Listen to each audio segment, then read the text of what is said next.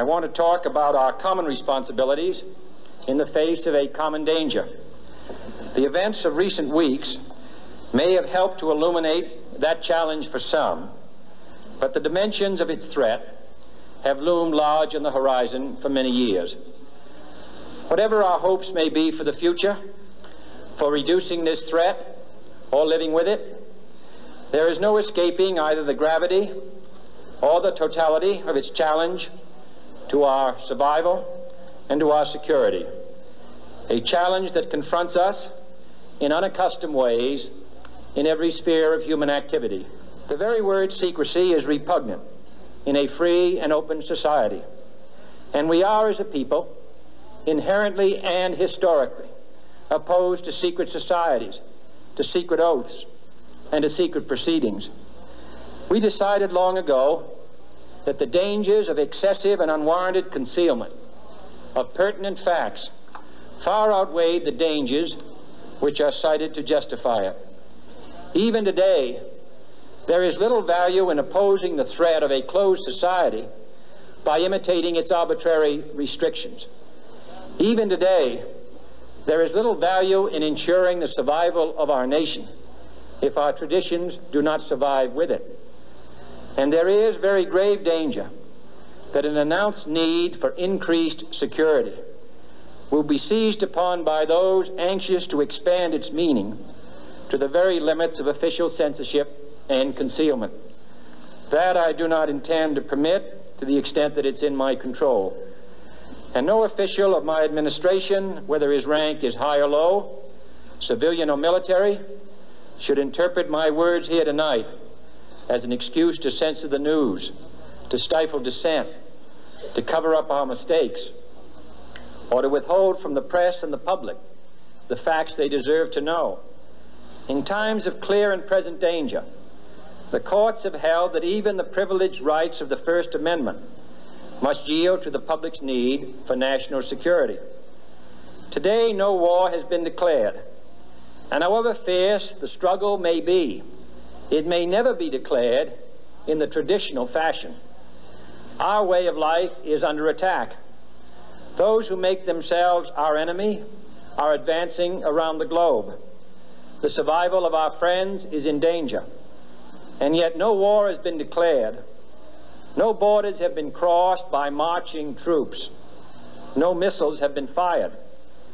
If the press is awaiting a declaration of war before it imposes the self-discipline of combat conditions, then I can only say that no war ever posed a greater threat to our security.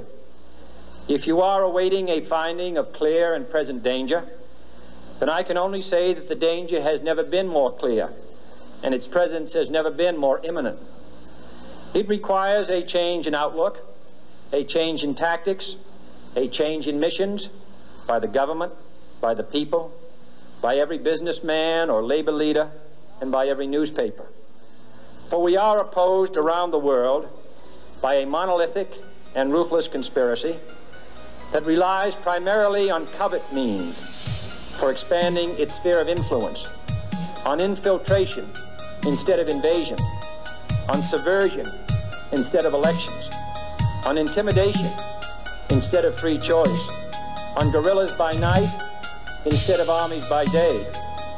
It is a system which has conscripted vast human and material resources into the building of a tightly knit, highly efficient machine that combines military, diplomatic, intelligence, economic, scientific, and political operations.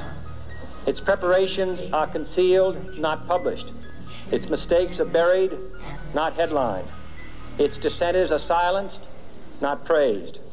No expenditure is questioned, no rumor is printed, no secret is revealed. It conducts the Cold War, in short, with a wartime discipline no democracy would ever hope or wish to match. Nevertheless, every democracy recognizes the necessary restraints of national security. And the question remains whether those restraints need to be more strictly observed if we are to oppose this kind of attack as well as outright invasion. It is the unprecedented nature of this challenge, but also gives rise to your second obligation, an obligation which I share.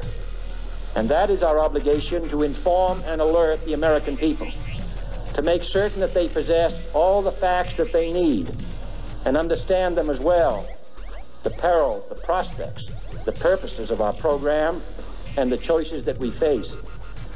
No president should fear public scrutiny of his program, for from that scrutiny comes understanding, and from that understanding comes support or opposition, and both are necessary.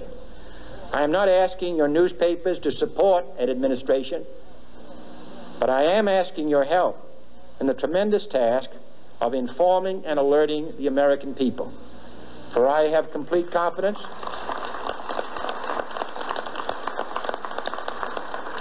in the response and dedication of our citizens whenever they are fully informed. I not only could not stifle controversy among your readers, I welcome it. This administration intends to be candid about its errors. For as a wise man once said, an error doesn't become a mistake until you refuse to correct it. We intend to accept full responsibility for our errors, and we expect you to point them out when we miss them. Without debate, without criticism, no administration and no country can succeed, and no republic can survive.